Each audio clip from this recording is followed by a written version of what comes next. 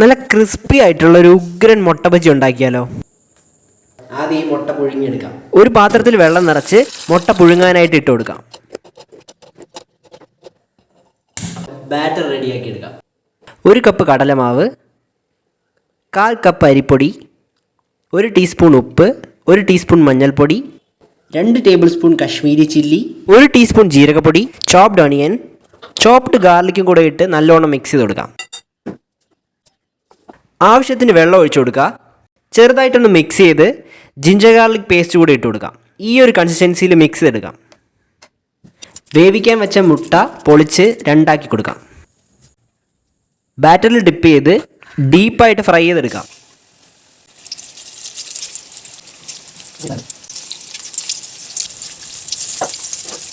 ഇതുപോലെ എല്ലാം ഫ്രൈ ചെയ്തെടുക്കാം.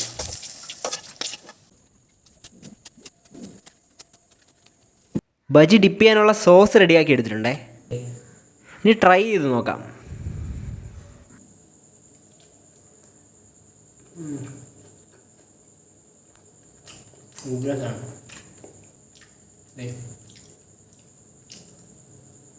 മസ്റ്റ് ട്രൈ ആണ്. ട്രൈ ചെയ്തിട്ട് അഭിപ്രായം കമൻറ്റ് രേഖപ്പെടുത്താം. വീണ്ടും കാണാം. അതുവരെയും ബൈ ബൈ.